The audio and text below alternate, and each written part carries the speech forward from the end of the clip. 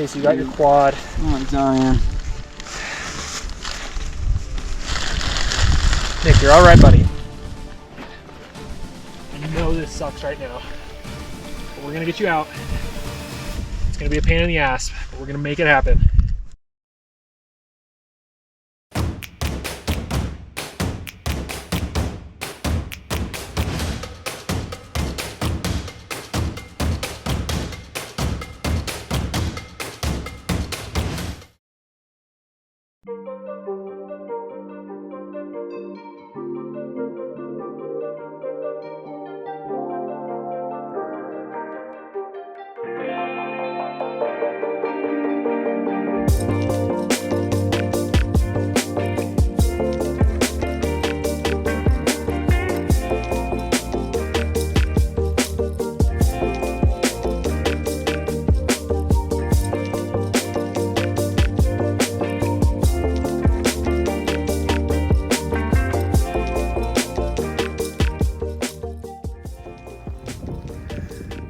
So my buddy Nick is attempting Nolan's 14. If you haven't heard of Nolan's 14, I would refer to it as the most challenging endurance feat in Colorado, one of the most notorious adventures in all of America, where you are trying to summit 14 14ers throughout the Sawatch Range and to do it all on foot and finish within 60 hours. It's something like over 100 miles, 44,000 vertical feet, and the average elevation is at about 12,000 feet. It's an unbelievable challenge. Nick is out doing that today, and I'm here to help pace him, keep him on course. Now, to be clear, I'm just doing a portion of the route with Nick, so I left home super early this morning to get to the Missouri Gulch Trailhead, and I have hoofed up some food and water and ice axe and crampons, and I'm meeting Nick here on course. So I'm currently standing at 13,200 feet on Elk Head Pass, just hanging out shivering, waiting for him to come by. He'll have another pacer, Braden, with him, another buddy of ours. Braden's gonna go down to my car, and then I'm gonna grab Nick and keep on going with him.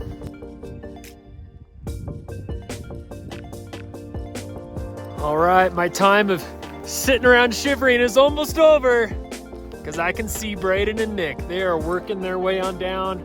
I think they're tagging the very top of Belford right now and then working their way to me. Good news is I got eyes on Nick and Braden. Bad news is this black sky in the direction we're going. Ooh, it's gonna be soggy.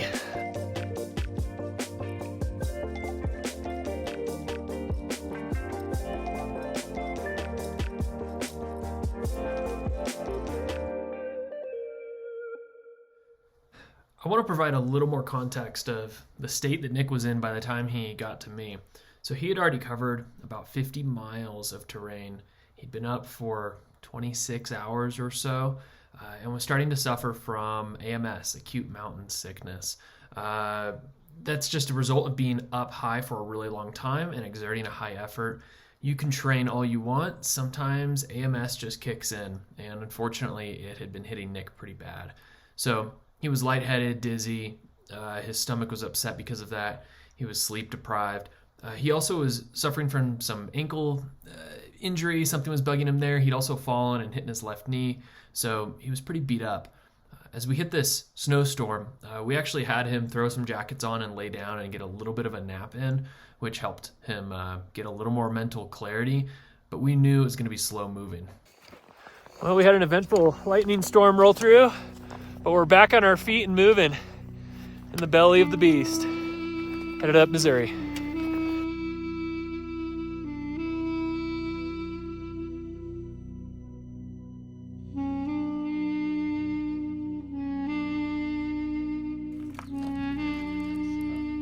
Good move.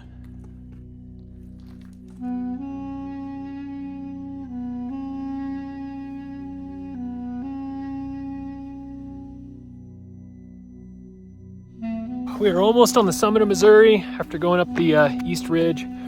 Nick's really struggling with some acute mountain sickness, AMS.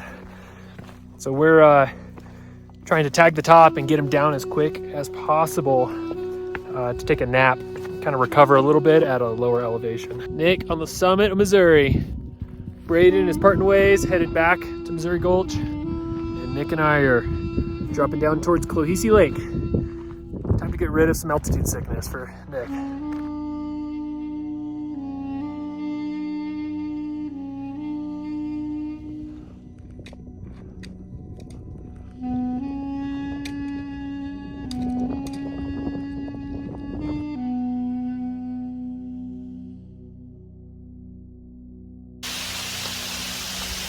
Just let my rock slough go on by. This is like skiing down a dry slope.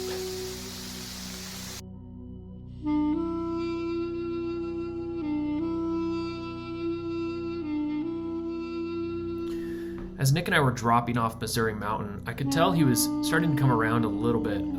Just getting down from 14,000 feet was helping that AMS, and those symptoms were starting to go away. He was moving well, spirits seemed to be lifting, and then it happened.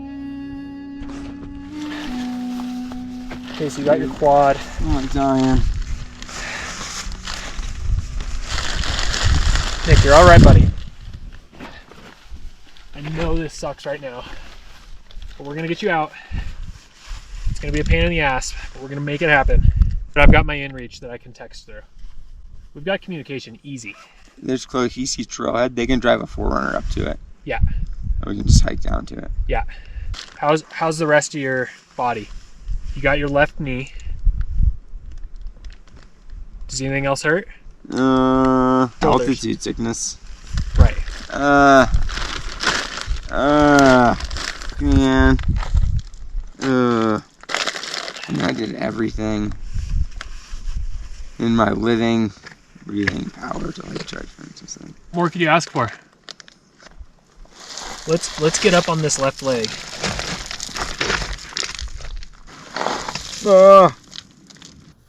We were near the bottom of this big scree slope, and Nick unfortunately caught a toe. It's something just happens in running. Through his way forward, he lost his balance and fell onto a rock about the size of a desk. And there's a sharp edge of it that went straight into his right quad. It immediately locked his leg up, put him through a world of hurt, and we weren't quite sure what to do. I wasn't sure if he had broken a femur, if it was just a really bad bone bruise, and on top of that, we were still dealing with an ankle, a hurt knee, acute mountain sickness, and some sleep deprivation. So we were in a tough spot and had to devise a plan to get him out. Our decision was to continue going downhill to get him down to Cohesi Lake, and there's a 4x4 trail that goes up to that lake. We figured if we could get him to the top of that 4x4 trail and have him sit and hang tight, we could get help in, whether that be from a stranger, group of people that were out four-wheeling that were willing to help him get down, or we get out to the trailhead and get my 4Runner up there to pick him up. It's worth noting here how my satellite messenger and inReach was invaluable. We were able to communicate with the rest of the support crew to share what was going on, to track our progress, and to organize some help to get in to help get Nick out and safely. We devised a plan to have a support crew vehicle at the bottom of this 4x4 trail. There weren't any drivers that were comfortable driving all the way up.